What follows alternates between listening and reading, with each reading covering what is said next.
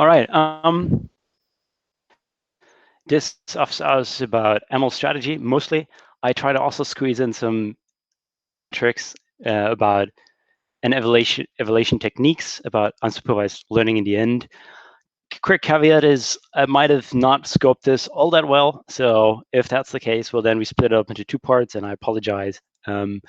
So yeah, first quick intro. Who is this guy who's talking? I'm Leo. I work as a data scientist at Avanade. Avanade is as if Accenture, the biggest consulting company in the world, and Microsoft, the guy who produced Windows, had a baby. That's us. We're 40,000 people worldwide, roughly speaking. Not just data analytics. We're like, I think, 7,000 data people. And we do a lot of transitioning people to Microsoft products and that sort of thing. I do only data science for them, with the asterisk that sometimes it involves a lot of data engineering. That's project dependent. I'm also a technical interviewer for data science for our region. Our region is the Western United States, Colorado. and I also teach internally data science related topics, and what we have is the data science internal bootcamp. These topics range from data science tools to models, how to do data science in general, that sort of thing. I'm also a former SharpestMinds mentee, and I'm now a mentor at SharpestMinds. So for any mentee out there, I definitely know the whole story from end to end, and any way, shape, or form I can help, I want to help. This is also one of the main reasons why I want to do this. The office hours is I like to give back to the community and to be entirely transparent with my motivations. I also want to inspire other people to do presentations and any kind of, just grow the knowledge base and content of this community, because I still get a lot out of the community. I still get a lot of help from people. So I want to be part of that, part of the help, but I also want to, incentivize and encourage people and maybe inspire people to do the similar sort of thing. Also, if possible, if the recording of A1's core, I'd like to use that and advertise some of my teaching skills, because I can't use any of this stuff that I do for my company for obvious reasons, and just on transparency of my motivations. That's also one of my motivations, so I like to think it's the lowest ranking one of those. I live in San Francisco with my wife, and no pets that we know of. The occasional mouse is so included. Also strongly want to encourage you to connect with me, ask me anything, ask for clarification, ask me for hey, what does it look like on a job? If you're not there yet, maybe I can give you some pointers, get some inspiration, that sort of thing. Correct me if I say something that's wrong. I'm still learning. I'm not pretending to know everything. I hope I know a bit of things so I can help teach, but definitely I'll make mistakes. So if you catch some, please do correct me. And then also, please, in the end, or whenever you want to, just ask me for what other content you'd like to see, other in-depth stuff, or if you would want it to be more focused on practical stuff, hey, what does it look like working in the industry? Or if you wanted to be focused on, a topic that you would like to have additional resources about. Cool. So let's dive right in. And yeah, please just interrupt me if you have any questions or comments and so on. Machine learning, what does it look like in industry? What's the workflow? What is, and that's one of my main motivations, something that I wish I'd known when I started working as a data scientist, and hope to give you some pointers. Some of these things I can't teach you in an hour, but I hope to give you some ideas, inspirations, and then maybe you can connect with other people, ask follow-up questions to me and others, and hope to grow your skills that way. And just some of these points are just that things that I didn't know when I started my job, and that could have helped me in some of these projects that I did for my company. And so the first is I want to talk about how any project that I've been on in my experience is not straightforward. There's a lot of back and forth. There's a lot of reiterating through different processes. You might notice from doing a data science project, either for SharpestMinds or on the side, or if you've already started the job, you might have observed it in the industry as well. But my experience is that you do the project setup, you start with the data, you do some model trainings, and you're like, oh, there's some data issues. I need to go back to the data. And they're like, oh, there's some assumptions I didn't clarify, I didn't document. I need to go back. That's, is that part of the setup stage? I don't know, usually is. But then, you go back. So there's all this back and forth between those stages. And I think that's actually a normal thing for most things machine learning from what I've seen. that might have to do that with the fact that I was a like data science lead for some of these projects, and so there was no choice. It was just me giving the direction there. But from what I've seen when I wasn't the lead, it's also like that a lot of the times. And there's a lot of ambiguity often, and I want to also talk a bit about that and how to deal with it, how to approach it, intimidated by it if possible, or be less intimidated by it. Cool. So the project starts. What are some of the things they should do? What's the strategy? And one of the key things I want to drill into everyone's brains is that documentation is your friend. Everyone hates doing it. No one likes doing it. It's tedious and all, but it really can save you behind on more than one occasion. It can save the project, and it will make your life easier. Just form a habit around it. Document everything, and if possible, have stakeholders sign off on certain things. And we'll go through that list. And I want to highlight some of the things that I think are crucial, and how they can really save you at times.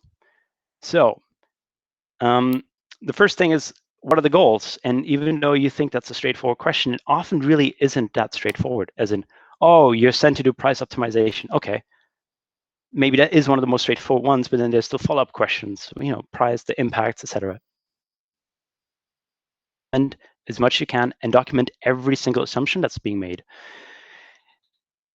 And that's crucial, not just for when it comes to the goals, some of the things that might not be outspoken right away, but I want you to think about is the value that you can provide and things that you can document as things like, hey, do we know that this type of persona consumes more than the others? Do we know that this type of store is more centered around this? Do we know?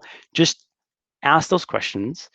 Some people might, not be all that patient, but people that have worked a lot with data scientists know that that's a great way to assure that you're on the right track.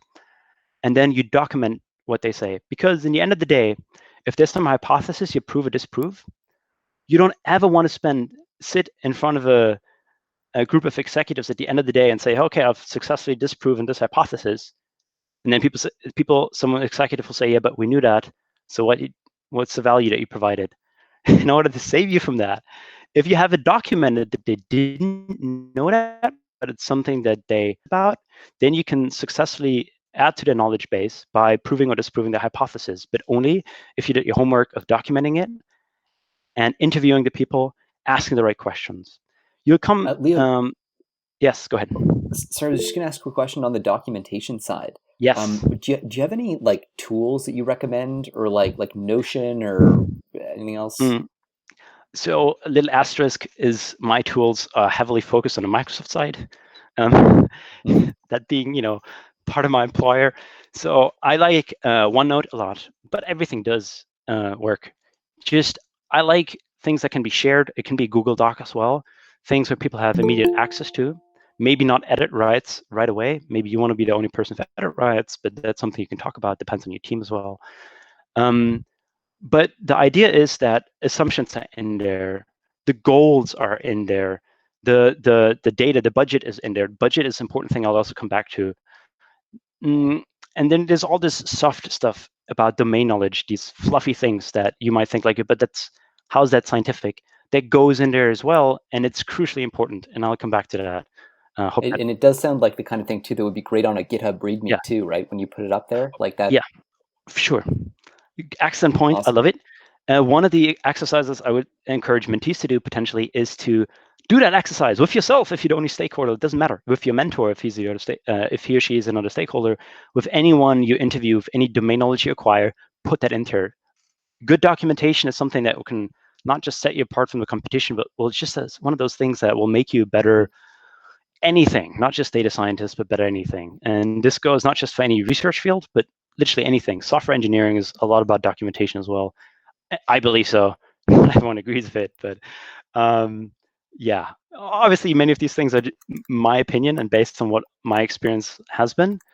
But yeah, you're allowed to have different opinions, and then we agree to disagree. But I strongly believe documentation is crucial. And if you're working on a project right now, think of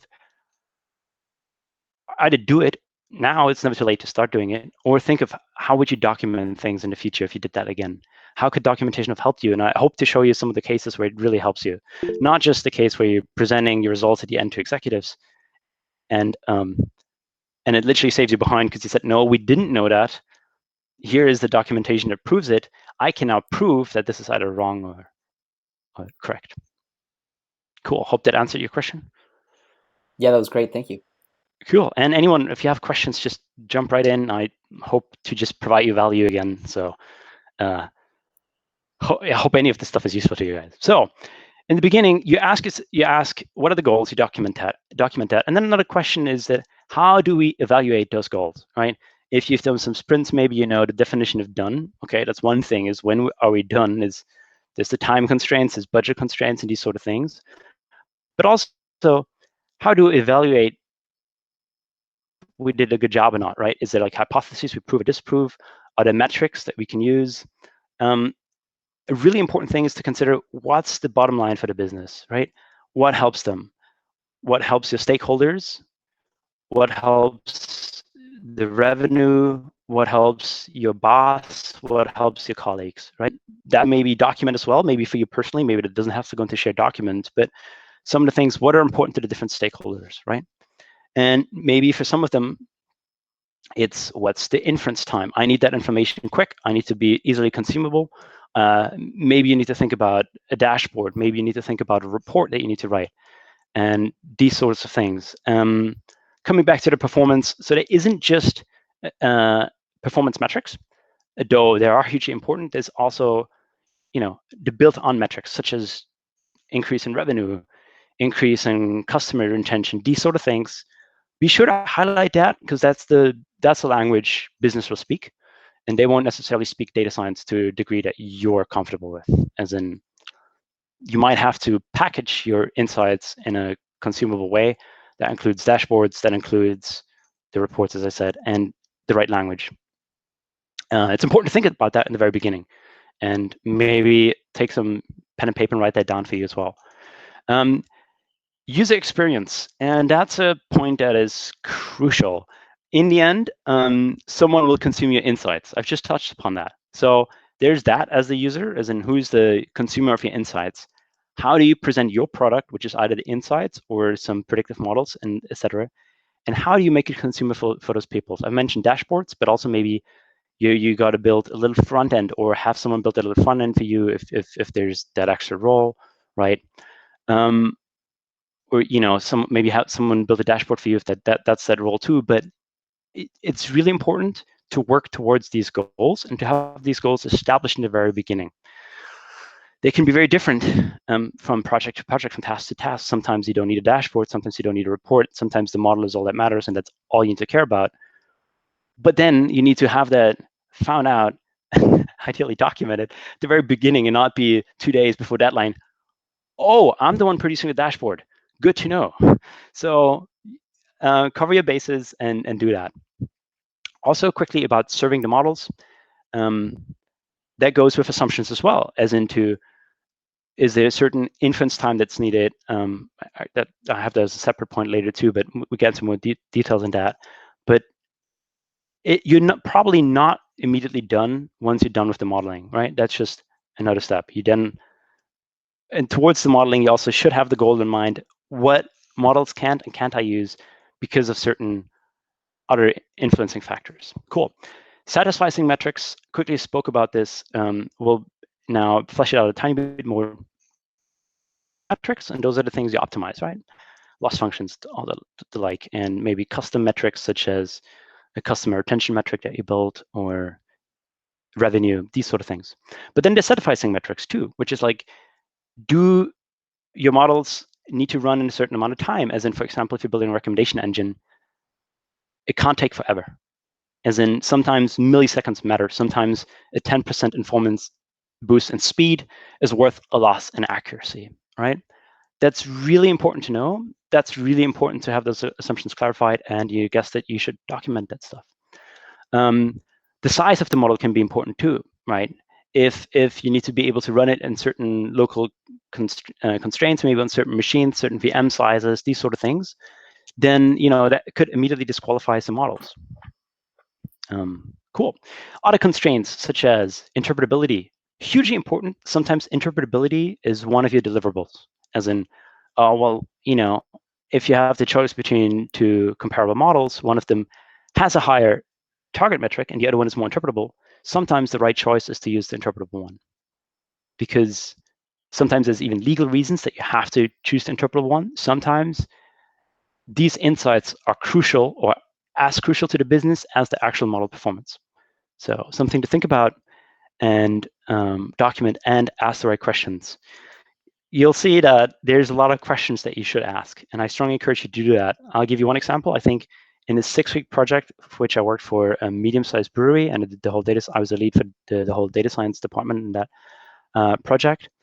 I think I had 15, maybe 20 meetings with the client, with the stakeholders, just about clarifying assumptions, clarifying if they're the right track, making sure that everything is documented and because I'm no domain expert in brewery, right? I mean, I'm not, but I need domain knowledge to produce the best product. So I need to have a lot of meetings. I need to ask a lot of these questions. If you have a client that has any experience with that, they appreciate that and they make the time for that. They know that that will lead to a better result. If not, it's your responsibility to champion that and to advocate that and educate your client about it too. Educate the client. Often you'll be in-house. Not everyone's going to be consultant like me, but that can happen in-house as well, where maybe the engineering team doesn't really see the point of or the product team or whoever, the marketing team doesn't really get the point of data science, doesn't really get how it works, and they're annoyed with the amount of questions that you ask. Then it's also in my book, it's your responsibility to educate why you have to ask these questions, how that will help them in the long run, etc. And if you do that well, that'll truly set you apart as well. Then that will set you up for success. So time until deployment, time until the project and deadlines is certainly, and I'll put it real nicely in one of the as in your frustration is a metric, right? That's correct. If there's no more performance you've gained out of like tweaking different things for several hours, there's a tiny performance boost, move on. There's other steps you need to do. And then also there's deadlines you probably need to meet. If there's no deadlines for some internal projects or even some client projects, that's the case, that's great. But then it's probably up to you and or your manager or whoever it is to plan fake deadlines, like maybe have a sprint agile mindset about it where you say, okay, like, well, this is what I achieve in 2 weeks. And sometimes perfect is the enemy of good, right? Just to keep that in mind. Personalization doesn't always apply, but it's important to think about. As in, hey, do we need a different machine learning system for each user or for each persona?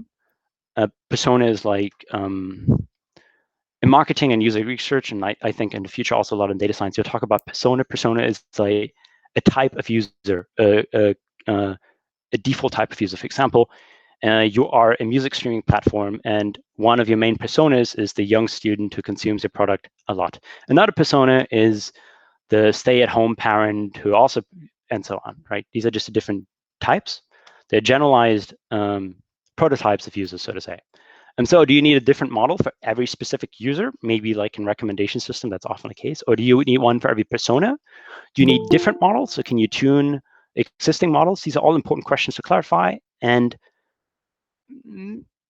maybe that's up to just your responsibility too, but plan out a strategy moving forward with it. As in, okay, I'll build a recommendation system. I'll have it be personalized for every user, like, and so on. But that's something to think about earlier than later. And you should document everything. Other sources and cooperation. I think this is a really underemphasized point, in my opinion, at least, is in you're probably not alone. You can leverage the resources of other departments or other resources that a client can give you, such as, has the marketing team done some research that you can help corroborate or use, or have they produced metrics?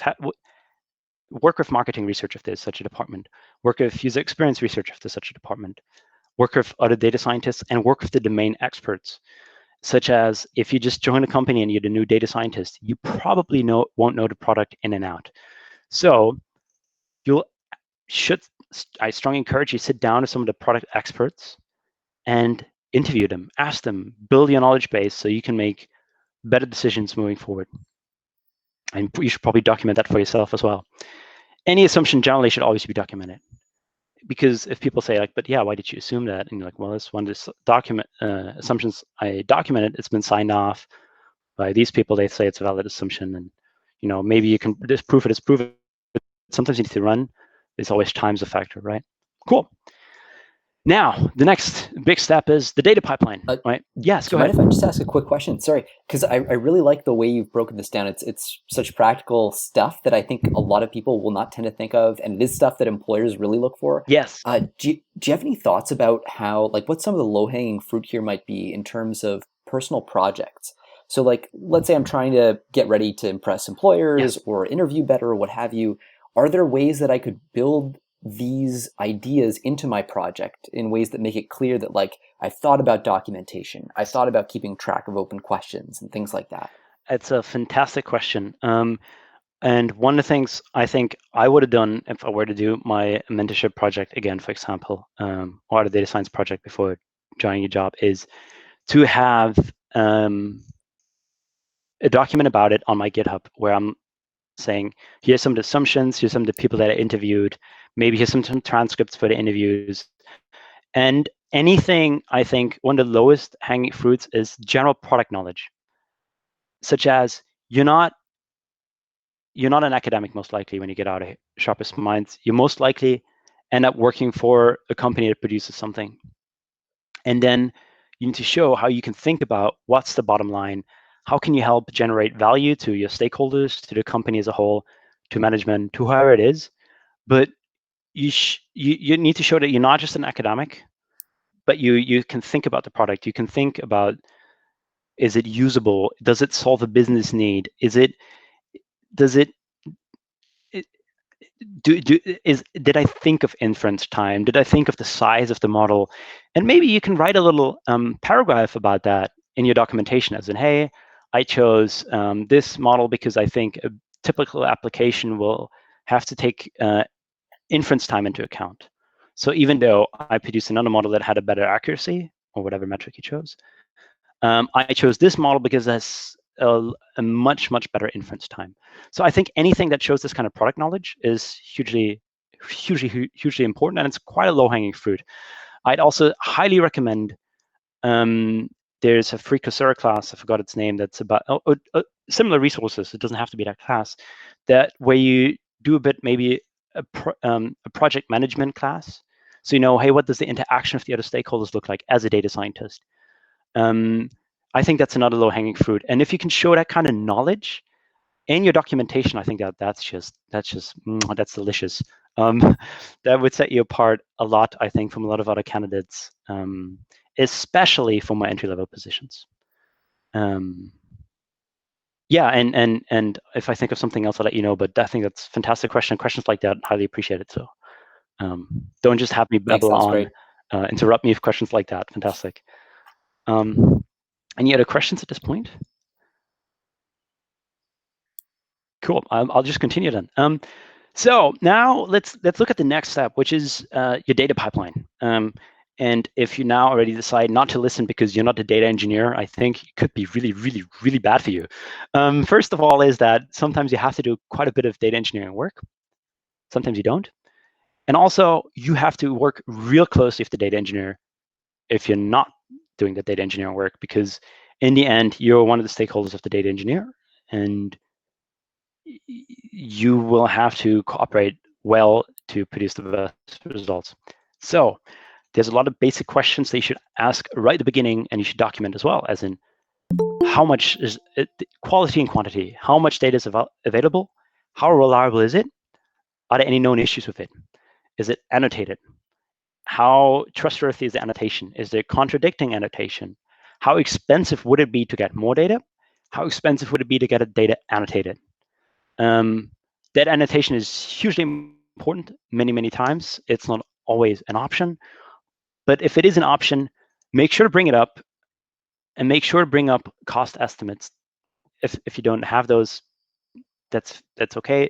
Try to find them out, and try to say, hey, this might be money real well spent. Let us leverage more supervised techniques. Might us just let us do a lot better. And nowadays, there's services that can help you a lot. Sometimes you need to do some manual annotation yourself. Don't be above it. Show that you're willing to do some of the dirty work too. And if you're not labeling 20,000 data points, I think you should be completely fine with labeling a few hundred at least. Can I run a quick question Yes. by you as a hiring manager now? Because this just sparked a thought that I don't know why I've never thought of this. So the question of how expensive is it to get more data obviously interacts with how much value do you expect more data to bring. So like, Perfect. what is the dollar value of an extra percentage of accuracy or performance on my model? Do you think as a hiring manager, would you be impressed if you? Oh, sorry. No. Go ahead. Finish the question, please. Oh, sorry. I was going to say, do you think as a hiring manager that you would be impressed, or would you be impressed if you saw a README file that explicitly said, okay, here's like, this is my personal project. Here's how much value I imagine an extra percentage point of accuracy would bring. Here's how expensive an extra data point would bring. And that's why it would be, and that's why I decided to settle at this point. Is that the kind of calculation you'd be like interested in seeing? That's fantastic stuff. That's so awesome to see in a README. If you have that in a README, I think it's such a strong selling point. Ideally, you can back up those numbers, and it's not just your gut feeling.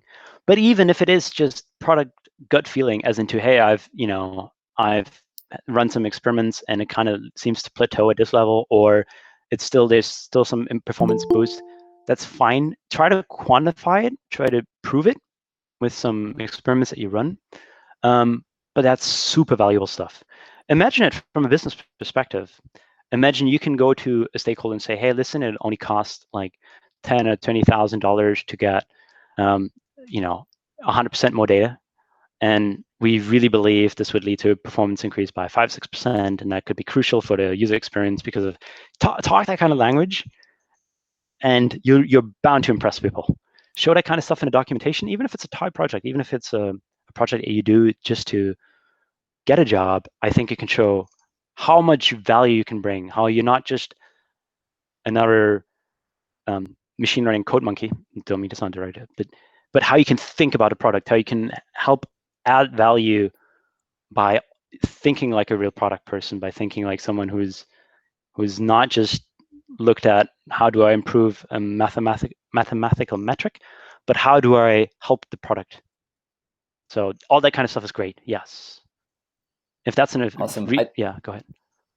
No, I was just going to say, I think one of my big take homes so far is I think even I've been undervaluing README files and documentation just based on this. It just seems like such a clear path into the hiring manager's brain if you can get them to read that. So yeah, thank you.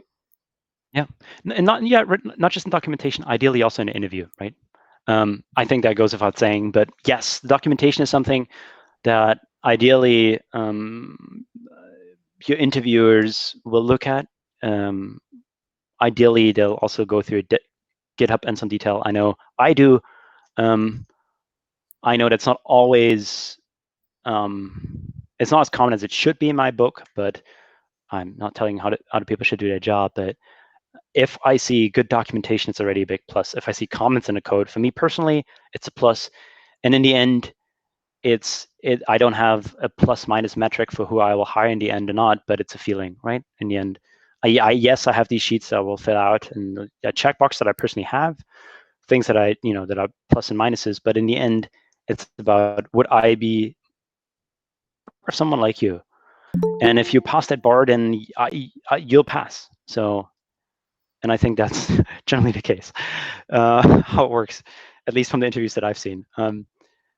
Both from the receiving and the giving end, right? So, cool. But yeah, I think that's a great point. As in, product knowledge is hugely important, and the kind of soft, fluffy, non-hard math part around it is really important.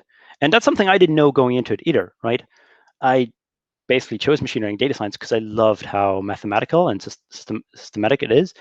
But then it was a learning experience for me to see, okay, there's a lot of other things I really underestimated that, at least from my experience, play a huge role. Again, I think the asterisk there is that there are roles out there where that's not as important. If you are a research scientist for a company where all you do is optimize certain algorithms, then maybe you don't need to care about the other stuff as much. But it's not that unlikely that you'll go to a company where where it is really important. And I think machine learning and data science is a huge field of many potential avenues. Maybe I'm a little too biased on providing the business value because of my experience as a consultant, but from what I've seen, it is not that uncommon. And when I've talked to other people that work at other companies and information interviews or even interviews, I just try to connect to some of those people who are leaders or who are building data science teams. Then I think that's something that they come back to a lot is, yeah, that person seems to know all the math, but can it help me build a better product? And if they have to choose between someone who's a little worse at statistics, but really knows product in and out and who knows how sprints work and who knows how to write and read documentation, and someone who's just a little better at math and statistics, then they choose the product person. That's just my experience. I know it's not true for every role out there. There's roles where I would personally, if I was to build, let's say, a team that optimizes the algorithm at Lyft for matching, then I know I'm the guy with the product knowledge, and I would hire the person that is just a little bit better at those algorithms. But usually that's not as common as the other way around, my opinion. And that was a little eye-opening to me. That's why I'm sharing this as much as I can. Any questions? Cool. I shall continue. I'm definitely not going to get through it all today, but that's fine too. I'll just split it up into 2 parts, and then we can. I think I just saw Mai unmute herself. Sorry, I cool. just want to flag that. Sorry to put you on the spot, Mai. No worries. Thanks. I just have a follow-up question.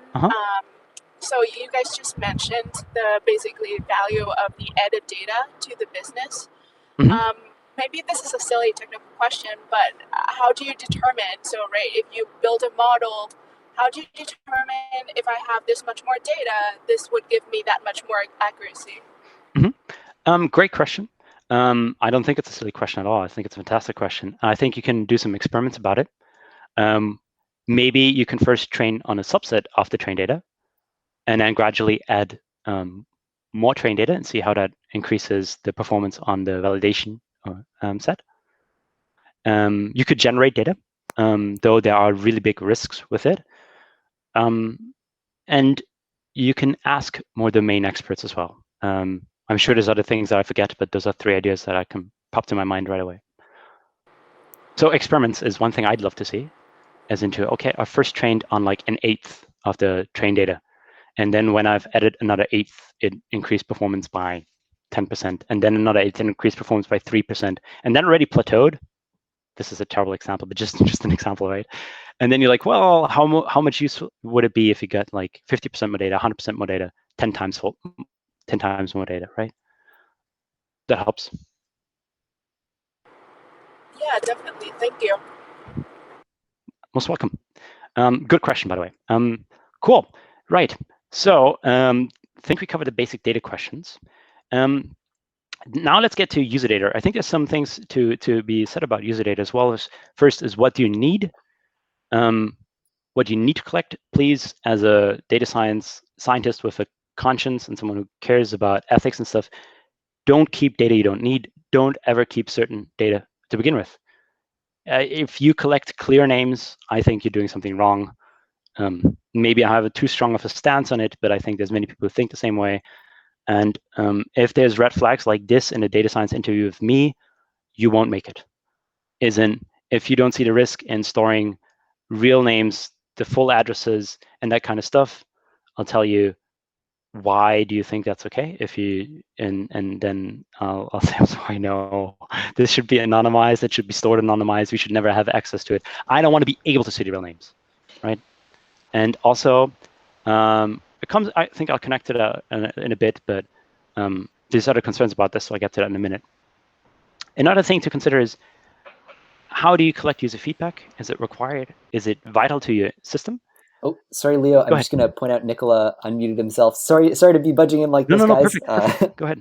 I was going to say, especially as somebody who works at like a medical and health space in the States, there's a lot of stuff that you have to worry about. And as somebody who started doing this stuff for a company that's in healthcare space, like there's a lot of hoops you have to go through. And ideally, you will not have any data that you need to worry about. But if you do, you better make sure you have a HIPAA compliance officer.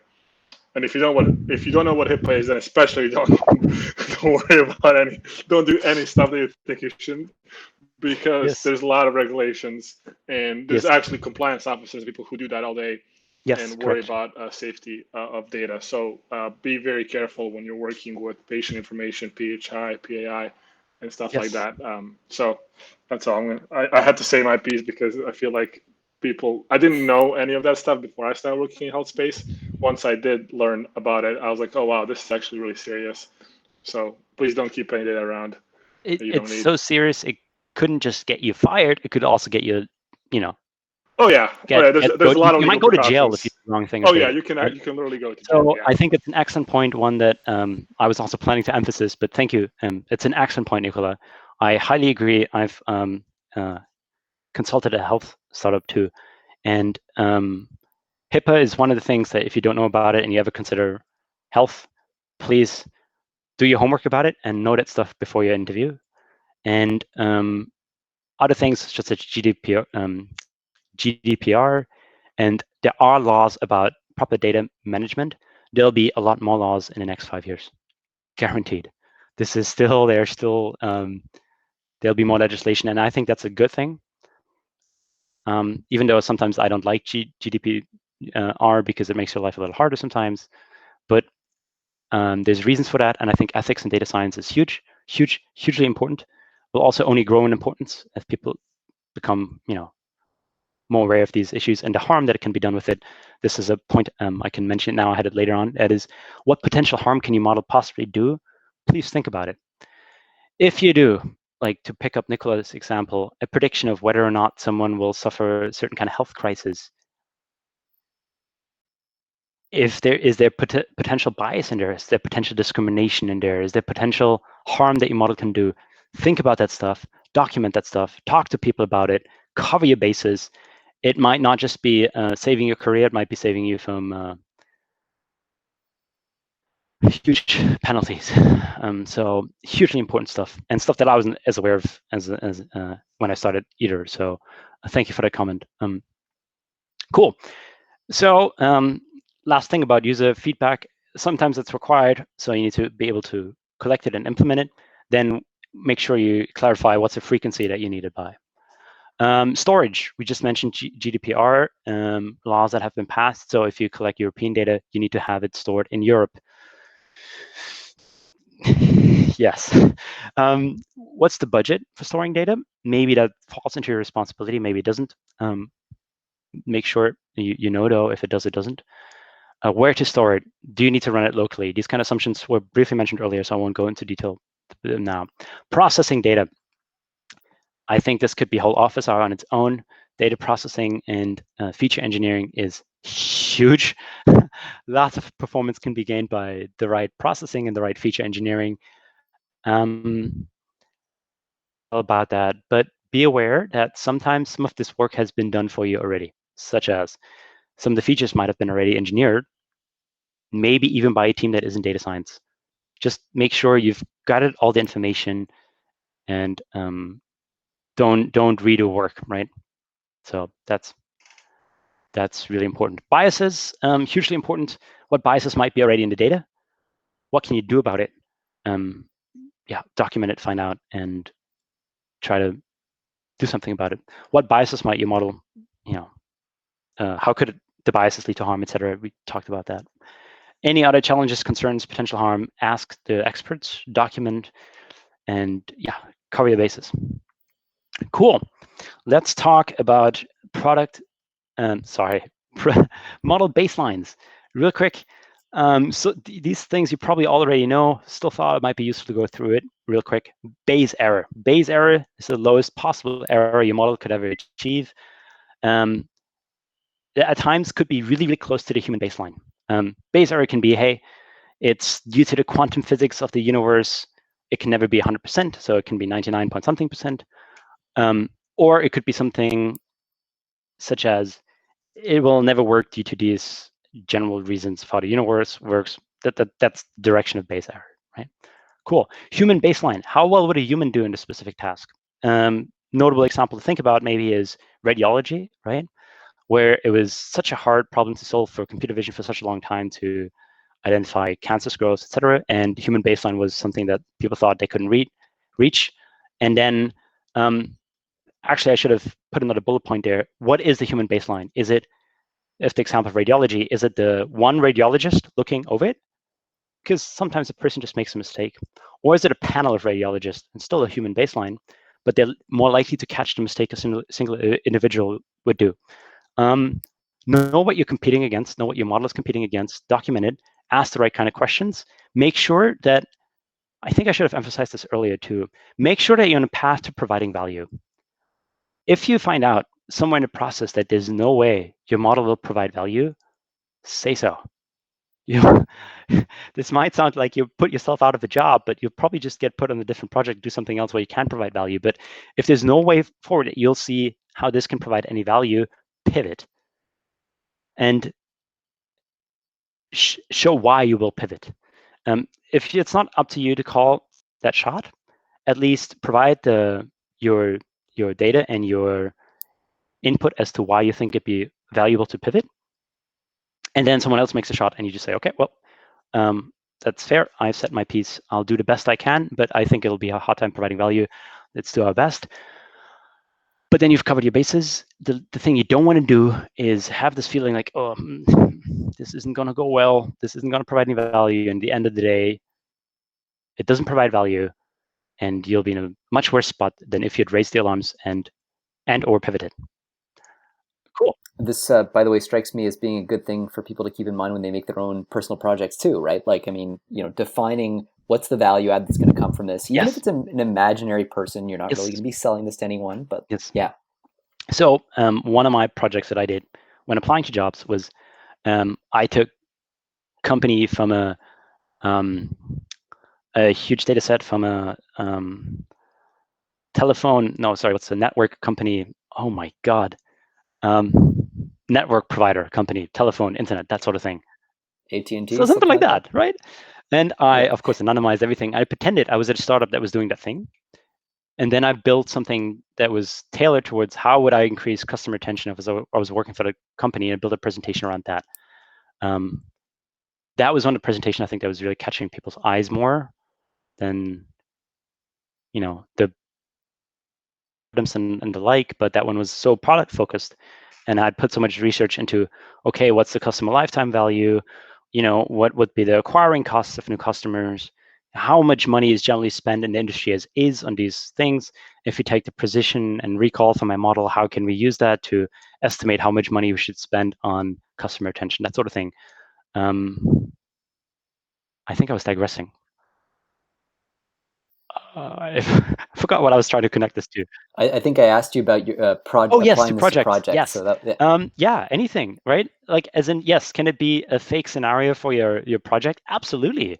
If you can connect that to some product insights and product how to increase value, I think that's fantastic. I think that's a great idea. It doesn't have to be a real case.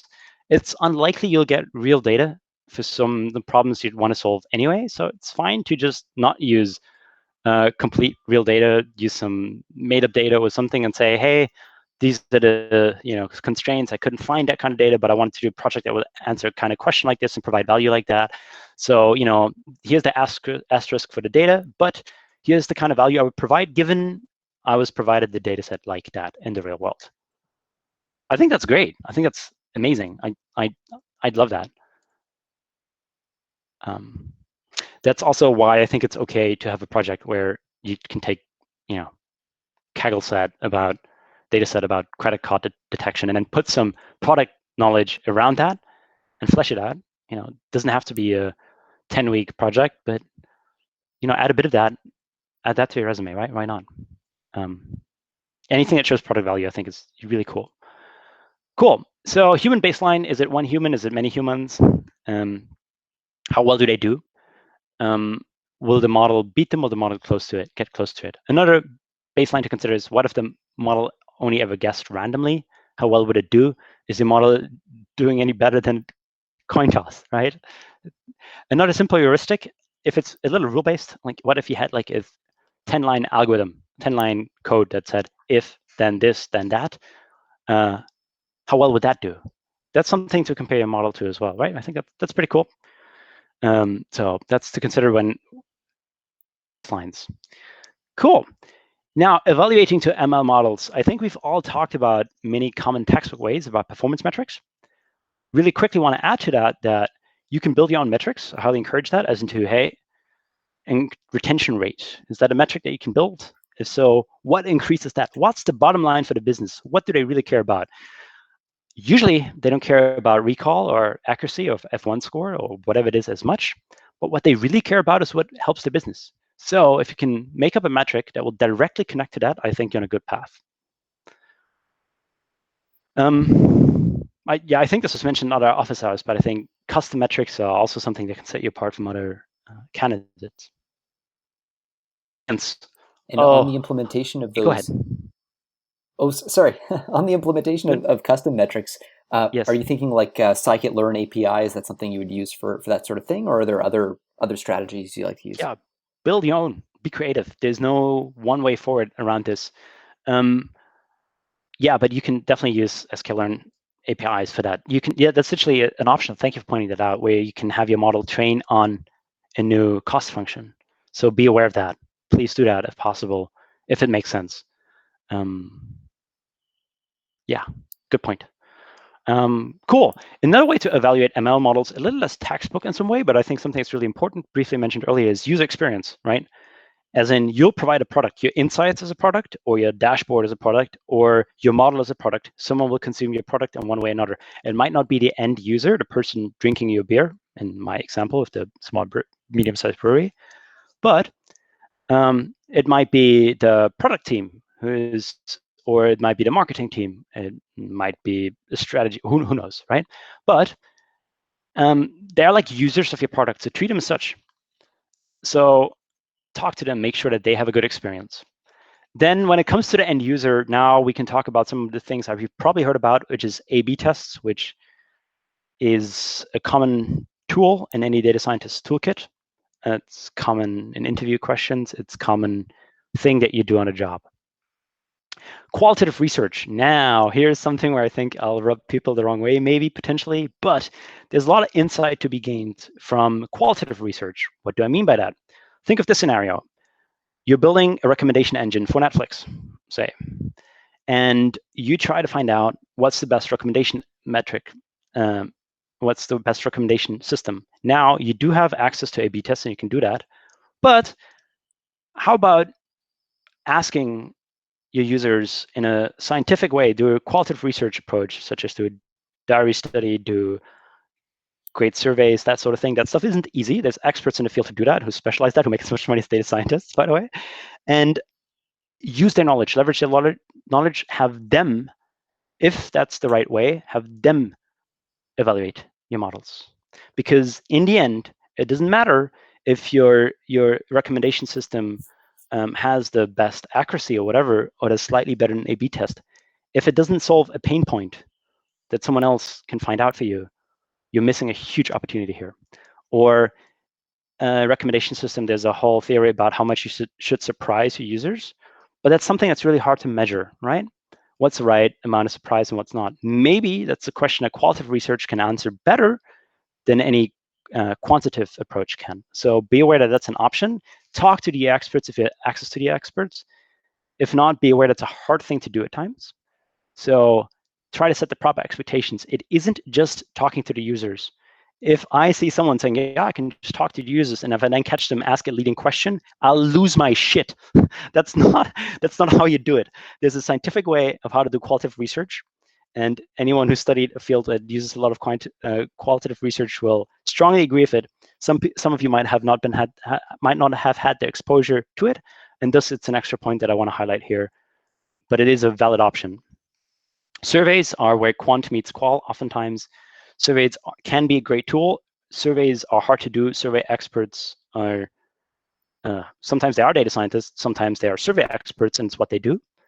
And you might find them in a marketing team, you might find them in a data science team, you might find them in a UX research team. If you have access to those people, cooperate with them, right? Cool. Metadata is something that you could leverage. Might not be as straightforward or easy to do with you. If it's not, ask for the people who can help you with that, such as usage metrics, that sort of thing, such as what was the path of the user for getting to our site? What's the retention at each step? That's stuff that you might want to analyze, but that's metadata that you might first have to collect. So be aware that's a thing. And that's also something how you can evaluate machine learning models. And then any evaluation for generative models can be really difficult. And I'm not sure I'll really get into that part of my presentation. I believe be part 2. And it's also pretty much the break here. But that being said, it kind of makes sense, because if you want to evaluate how well is a chatbot doing, well, how do you do that? There isn't a straightforward metric, as in what's the retention rate of a user? Yeah, maybe if you have 10,000 of observations, but that isn't, maybe there's better qualitative approaches to it. But that stuff is never easy. And that's probably where I'm going to end this today and leave the last 5 minutes for questions. So ask me anything, and then I'll pick up next time or the time after that on unsupervised learning evaluation, which was where this was going next. Awesome. And thank you, Leo, by the way, for a great talk. I think I certainly learned a lot. Just as a note, just while everyone's here, we will be having Leo back for some office hours in the future. So I think every other week right now is how this is slated to go going forward. So just wanted to flag that so you're not surprised. I'll be doing it next week, and then he'll be doing it the week after. We'll be tag teaming. But anyway, just wanted to park that thought. If anybody has any questions, please feel free to chime in. Or corrections. I think there's a lot of very competent people here. So I love being corrected. I'm still learning. I don't mean to be telling how it is. I tell how I think it is, and then do that with a clean conscience. But if you catch errors, please just let me know, and I'm appreciative. Any other questions? What is it like as a data science consultant, or what do you wish you'd done differently, or whatever? Just ask me anything. I have a quick question. Sure. Thank you. What do you when you said that made me think? For the GDPR thing, and yeah, I mean we don't work with Europe, so I don't really have any experience with that. So do you usually just set in AWS terms a region to be Europe, and then you kind of call it a day, or I'm assuming it's more complicated than that? I'm not an expert, but that did solve our problem one time where we had European clients, and one of the things you need to comply with when handling European data is that data needs to be stored in a European location. Yeah, so we opened up an instance of Azure storage on European soil, and that made people happy again. That's pretty interesting. I wonder. Yeah, that's a really good point. I never even thought about that, but that's cool. Thank you. Good question. Awesome. And actually, Armand just dropped off. I was about to ask him because he works in consulting at, I think, KPMG. Anyway, yeah, he works in consulting somewhere. I was going to ask him, like, hey, how does this accord? So we'll have to save that for round 2. But yeah, I love his feedback and input. He's a mentor I really respect a lot. Yeah. Well, you guys are all working hard. So maybe we can park things there, because I know, Leo, you have to run to your stand up for the day. I still have another couple of minutes, so any last minute questions? If not, I'll be here again, as Jeremy pointed out. My office hours will have to start at 12:30 because I have a stand up that I can't miss for a project that I'm working on. But also feel free to connect with me. And that is 12:30 PST. So 3:30 EST. PST, thank you. Sorry. This time again, right? If there's any, feel free to connect with me. Feel free to shoot me questions and corrections. And also, if you have any topics that you'd like me to go over, please just let me know. I'll try to prepare something that's good. If it's too much out of my comfort zone and I can't learn it in time to teach it in time, then I'll just tell you, sorry, you need to find someone who's better at this than I am. But there are things I think that aren't as straightforward as you'd like them to be. And then please leverage the resources that you have. And I'm a resource to people on this channel. So just shoot me, hey, would you mind doing a presentation about whatever, right? I just had an idea. This is not a question, more of a what do you guys think about? I really like the project setup thing that you had on the first slide. Yes. What's the goal? Whatever. I feel like I kind of wish I had that when I started Jarvis. So maybe having that as one of the, like, when you have the resources when you land on SharpestMinds and on a side panel, maybe like a template, whatever, like a Word doc, Notion, whatever people use, I don't know, Markdown file, just as a template, like, hey, this might be a good starting point or whatever to scope down your project. So Nicola, I think you and Adam are on the same wavelength here, because Adam asked Leo if you could share your slides as well. I didn't see that. Maybe, yes, I shall. Let me do the presentation for the second part first, and then I'll share them. And I won't forget. And Adam, yes, good point. Real quick, about the ML strategy, I've tried to put the source in the bottom left at all times, which is Huen Chip. I'm definitely butchering her name. I apologize to her if I ever meet her. But she has an excellent collection of these resources, and if you go through resources, you'll see where I got my inspiration from. I try to flesh it out with a bit of my personal experience, what it was like being on some of these projects and leading some of these projects, but I think she does a phenomenal job, and she has a phenomenal blog that's worth to follow at any rate. Okay, that's it. Feel free to reach out for the questions to me. I need to run. This was fun to me. And I promise to get to the unsupervised learning part next time, or the time I get to do that part, which will be some point soon.